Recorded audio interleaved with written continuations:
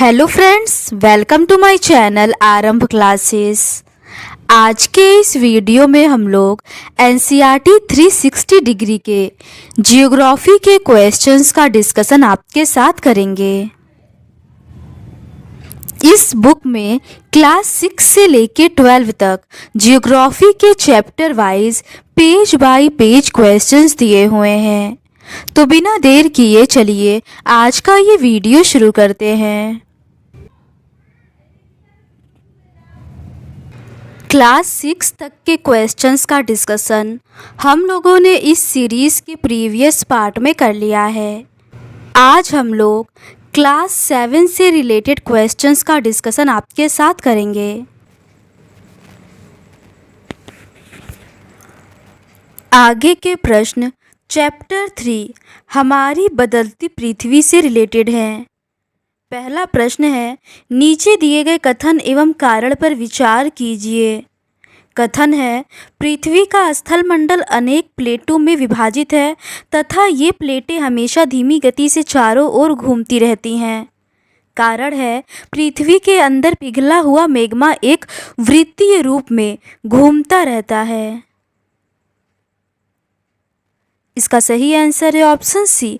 कथन सही है, कारण भी सही है तथा कारण कथन की सही व्याख्या करता है। स्थलमंडल अनेक प्लेटों में विभाजित है जिन्हें स्थलमंडलीय प्लेट कहते हैं। ये प्लेट हमेशा धीमी गति से चारों तरफ घूमती रहती है।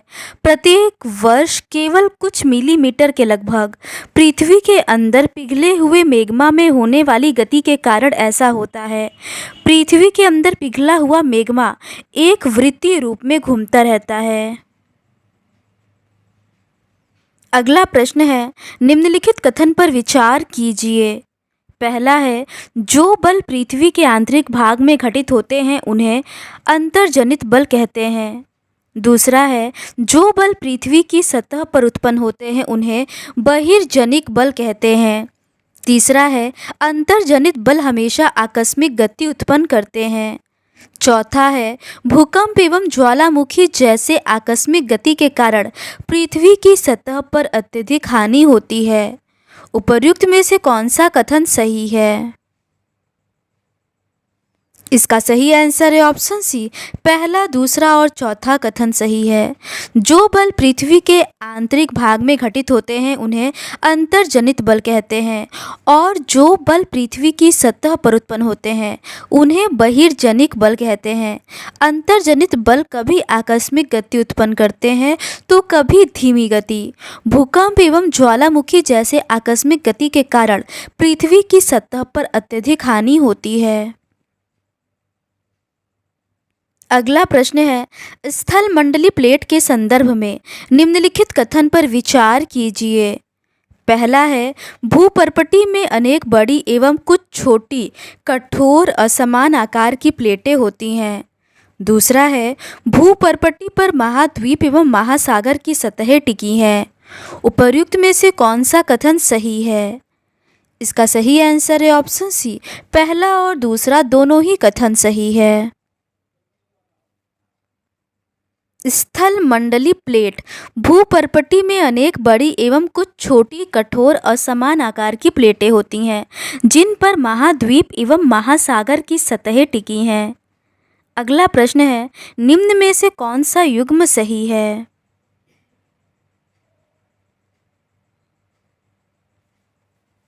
इसका सही आंसर है ऑप्शन सी। ए और बी दोनों। एंडो प्लस जेनिक एंडोजेनिक, एक्सो प्लस जेनिक एक्सोजेनिक। अगला प्रश्न है, निम्न में से कौन सा ज्वालामुखी से संबंधित है? इसका सही आंसर है ऑप्शन डी, इनमें से सभी। क्रेटर, लावा वेंट और मैग्मा कोस्ट। अगला प्रश्न है, निम्नलिखित कथन पर विचार कीजिए। पहला है, स्थलमंडलीय प्लेटों के गति करने पर पृथ्वी की सतह पर कंपन होता है जो पृथ्वी के चारों ओर गति कर सकता है। इस कंपन को भूकंप कहते हैं। दूसरा है, भूकंप के अंतर्गत भूपर्पटी के नीचे का वह स्थान जहां कंपन आरंभ होता है अधिकेंद्र कहलाता है। तीसरा है भूपर्पटी पर ज्वालामुखी छिद्र को जहां से लावा बाहर आता है क्रेटर कहते हैं। उपर्युक्त में से कौन सा कथन सही है? इसका सही आंसर है ऑप्शन सी, पहला और तीसरा कथन सही है। स्थल मंडलीय प्लेटों के गति करने पर पृथ्वी की सतह पर कंपन होता है। यह कंपन पृथ्वी के चारों ओर गति कर सकता है। इस कंपन को भूकंप कहते हैं। भूपर्पटी के नीचे वह स्थान जहां कंपन आरंभ होता है उद्गम केंद्र कहलाता है। उद्गम केंद्र के भू सतह पर उसके निकटतम स्थान को अधिकेंद्र कहते हैं। अगला प्रश्न है भूकंप के संबंध में निम्नलिखित कथन पर विचार कीजिए। पहला है अधिकेंद्र से कंपन बाहर की ओर तरंगों के रूप में गमन करती है। दूसरा है अधिकेंद्र के निकटतम भाग में सर्वाधिक हानि होती है। तीसरा है अधिकेंद्र से दूरी बढ़ने के साथ भूकंप की तीव्रता धीरे धीरे अधिक होती जाती है। उपर्युक्त में से कौन सा कथन सही है? इसका सही आंसर है ऑप्शन ए, पहला और दूसरा कथन सही है। अधिकेंद्र से कंपन बाहर की ओर तरंगों के रूप में गमन करती है। अधिकेंद्र के निकटतम भाग में सर्वाधिक हानि होती है एवं अधिकेंद्र से दूरी बढ़ने के साथ भूकंप की तीव्रता धीरे धीरे कम होती जाती है। अगला प्रश्न है भूकंपी तरंगें 3 प्रकार की होती हैं। इनमें से कौन सा भूकंपी तरंग नहीं है? इसका सही आंसर है ऑप्शन डी, इनमें से कोई नहीं। भूकंपी तरंगें 3 प्रकार की होती हैं। पी तरंगे अथवा अनुदैर्ध्य तरंगे, एस तरंगे अथवा अनुप्रस्थ तरंगे, एल तरंगे अथवा पृष्ठीय तरंगे। अगला प्रश्न है स्थानीय लोग कुछ सामान्य तरीकों से भूकंप की संभावना का अनुमान लगाते हैं जिसमें शामिल है। इसका सही आंसर है ऑप्शन डी, इनमें से सभी। जानवरों के व्यवहार का अध्ययन, तालाब में मछलियों की उत्तेजना और सांपों का धरातल पर आना। स्थानीय लोग कुछ सामान्य तरीकों से भूकंप की संभावना का अनुमान लगाते हैं जैसे जानवरों के व्यवहार का अध्ययन, तालाब में मछलियों की उत्तेजना और सांपों का धरातल पर आना। अगला प्रश्न है 26 जनवरी 2001 को भुज शहर में रिएक्टर स्केल पर 6.9 की तीव्रता वाला भीषण भूकंप आया था। भुज शहर निम्न में से किस राज्य में स्थित है? इसका सही आंसर है ऑप्शन बी, गुजरात में। 26 जनवरी 2001 को भुज शहर में रिएक्टर स्केल पर 6.9 की तीव्रता वाला भीषण भूकंप आया। गुजरात सरकार ने इस संकट का सामना करने के लिए केंद्र से वित्तीय सहायता मांगी थी। अगला प्रश्न है निम्नलिखित कथन पर विचार कीजिए। पहला है भूकंप का मापन एक यंत्र से किया जाता है जिसे भूकंप लेखी कहते हैं। दूसरा है भूकंप की तीव्रता रिएक्टर स्केल पर मापी जाती है। उपर्युक्त में से कौन सा कथन सही है? इसका सही आंसर है ऑप्शन बी, पहला और दूसरा दोनों ही कथन सही है। भूकंप का मापन एक यंत्र से किया जाता है जिसे भूकंप लेखी स्केल पर मापा जाता है। अगला प्रश्न है भूकंप की तीव्रता के संबंध में निम्नलिखित कथन पर विचार कीजिए। पहला है जिस भूकंप की तीव्रता 2.0 अथवा उससे कम होती है उसका प्रभाव अधिक होता है। दूसरा है जिस भूकंप की तीव्रता 5.0 होती है वह वस्तुओं के गिरने से क्षति पहुंचा सकता है। तीसरा है जिस भूकंप की तीव्रता 6.0 अथवा उससे अधिक होती है वह बहुत शक्तिशाली होती है। चौथा है जिसकी तीव्रता 7.0 अथवा अधिक होती है वह सर्वाधिक शक्तिशाली समझा जाता है। उपर्युक्त में से कौन सा कथन सही नहीं है? इसका सही आंसर है ऑप्शन डी, केवल पहला कथन सही नहीं है। जिस भूकंप की तीव्रता 2.0 अथवा उससे कम होती है उसका प्रभाव नहीं के बराबर होता है। जिस भूकंप की तीव्रता 5.0 होती है वह वस्तुओं के गिरने से क्षति पहुंचा सकता है। जिस भूकंप की तीव्रता 6.0 अथवा उससे अधिक होती है वह बहुत शक्तिशाली होती है और जिसकी तीव्रता 7.0 अथवा अधिक होती है वह सर्वाधिक शक्तिशाली समझा जाता है। अगला प्रश्न है भूकंप से बचाव की तैयारी होना चाहिए। इसका सही आंसर है ऑप्शन डी, इनमें से सभी। सुरक्षित स्थान रसोई के काउंटर या मेज के नीचे, दीवार के अंदरूनी कोने में। आग वाले स्थान चिमनी के आसपास तथा टूट सकने वाली खिड़कियों, दर्पण एवं तस्वीर फ्रेम, इन सभी से दूर रहना चाहिए। अपने दोस्त एवं पारिवारिक सदस्यों के बीच जागरूकता फैलाने एवं आपदा का सामना विश्वास से करने के लिए पहले से तैयार रहें। अगला प्रश्न है, जलप्रपात के संदर्भ में निम्नलिखित में से कौन सा कथन सही नहीं है? इसका सही आंसर है ऑप्शन डी, इनमें से कोई नहीं। विश्व में हजारों छोटे छोटे जलप्रपात हैं। सबसे ऊंचा जलप्रपात दक्षिण अमेरिका के वेनेजुएला का एंजल जलप्रपात है। अन्य जलप्रपात उत्तरी अमेरिका में कनाडा तथा संयुक्त राज्य अमेरिका की सीमा पर स्थित है। नियाग्रा जलप्रपात है और अफ्रीका में जाम्बिया एवं जिम्बाब्वे की सीमा पर स्थित विक्टोरिया जलप्रपात है। अगला प्रश्न है, निम्नलिखित कथन पर विचार कीजिए। पहला है, नदी के जल से दृश्य भूमि का अपरदन होता है। दूसरा है, जब नदी किसी खड़े ढाल वाले स्थान से अत्यधिक कठोर सैल या खड़े ढाल वाली घाटी में गिरती है तो यह जलप्रपात बनाती है। उपर्युक्त में से कौन सा कथन सही है? इसका सही आंसर है ऑप्शन बी, पहला और दूसरा दोनों ही कथन सही है।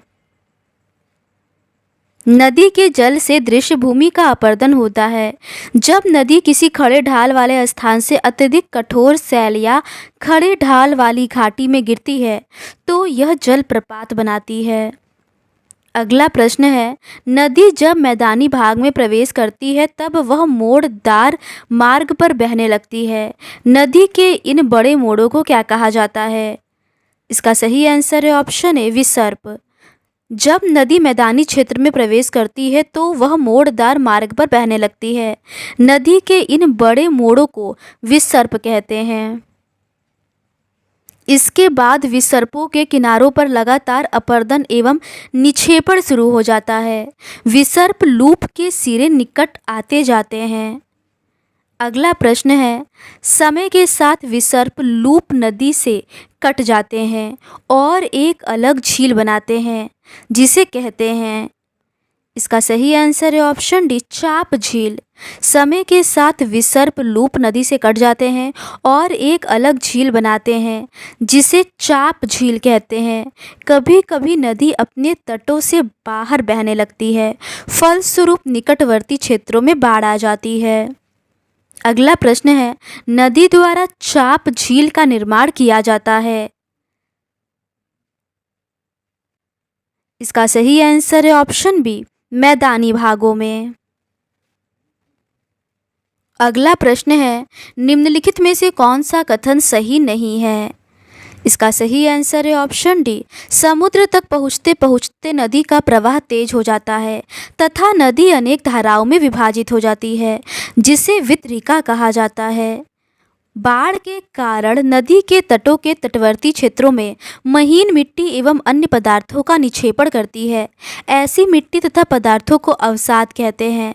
इससे समतल उपजाऊ बाढ़कृत मैदान का निर्माण होता है। नदी के उत्थित तटों को तटबंध कहते हैं। समुद्र तक पहुँचते पहुँचते नदी का प्रवाह धीमा हो जाता है तथा नदी अनेक धाराओं में विभाजित हो जाती है जिनको वितरिका कहा जाता है। अगला प्रश्न है, निम्नलिखित कथन पर विचार कीजिए।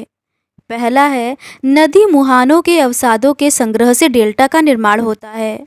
दूसरा है, समुद्री तरंग के अपरदन एवं निक्षेपण तटीय स्थलाकृतियाँ बनाते हैं। तीसरा है, समुद्री तरंगें लगातार सैलों से टकराती रहती हैं जिससे दरार विकसित होती है। उपर्युक्त में से कौन सा कथन सही है? इसका सही आंसर है ऑप्शन डी, पहला, दूसरा और तीसरा कथन सही है। सभी मुहानों के अवसादों के संग्रह से डेल्टा का निर्माण होता है। समुद्री तरंग के अपरदन एवं निक्षेपण तटीय स्थलाकृतियाँ बनाते हैं। समुद्री तरंगें लगातार सैलों से टकराती रहती हैं जिससे दरार विकसित होती है। अगला प्रश्न है, निम्नलिखित में से कौन सी तटीय स्थलाकृतियाँ समुद्री तरंगों के द्वारा बनाई जाती हैं? इसका सही आंसर है ऑप्शन डी, पहला, दूसरा, तीसरा और चौथा सभी। स्टेक, समुद्री गुफा, समुद्र भृगु और तटीय मेहराब।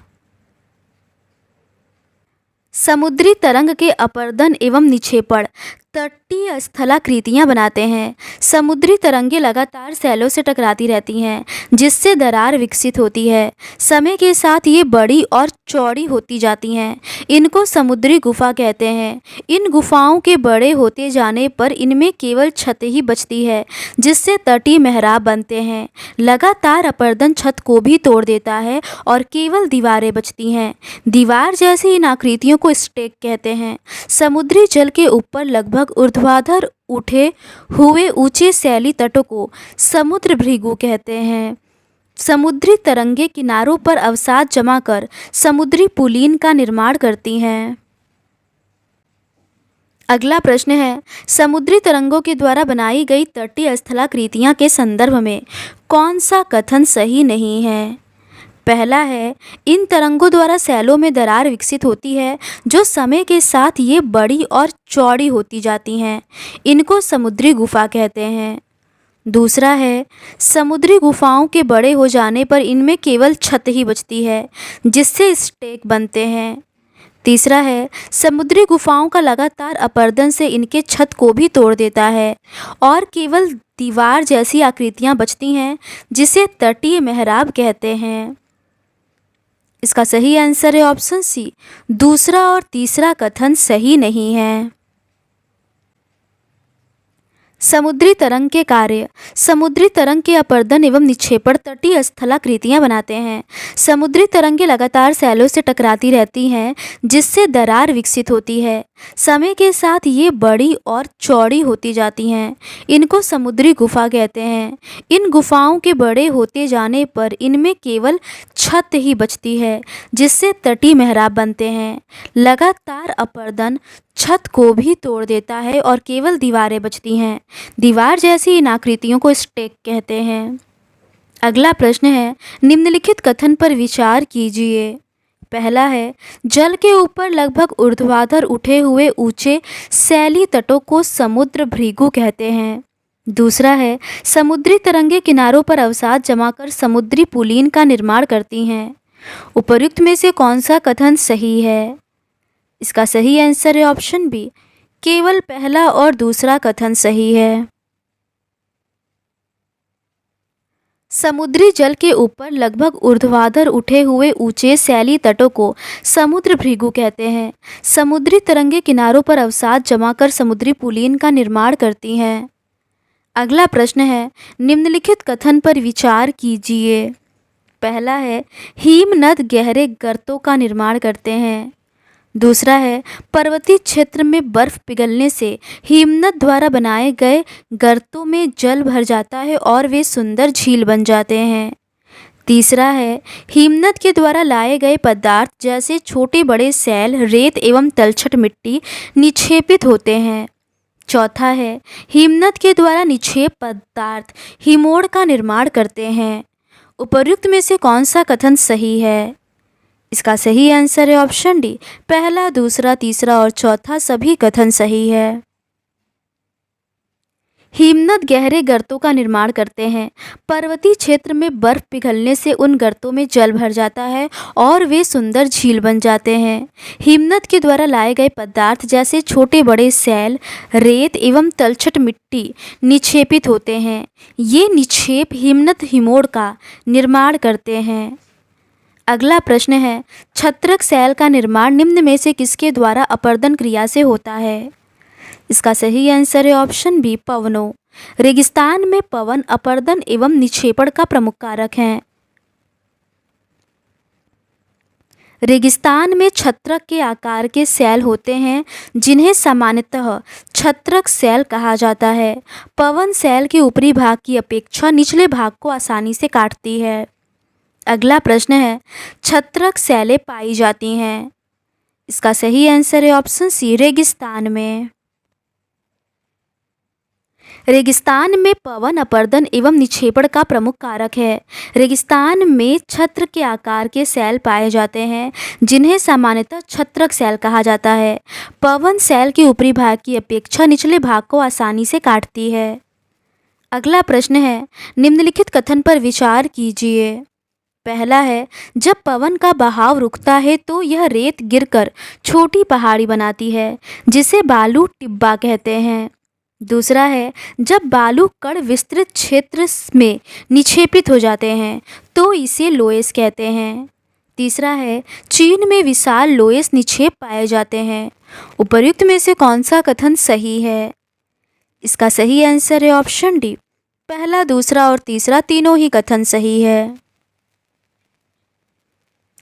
पवन चलने पर यह अपने साथ रेत को एक स्थान से दूसरे स्थान पर पहुंचाती है।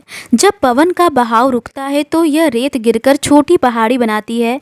इनको बालू टिब्बा कहते हैं। जब बालू कण महीन एवं हल्के होते हैं तो वायु उनको उठाकर अत्यधिक दूर ले जा सकती है।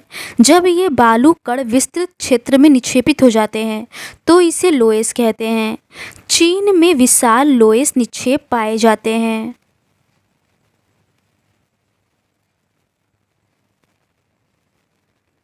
तो आज के इस वीडियो में बस इतना ही। इस सीरीज़ के नेक्स्ट पार्ट में हम लोग चैप्टर 4 वायु से रिलेटेड क्वेश्चंस का डिस्कशन आपके साथ करेंगे।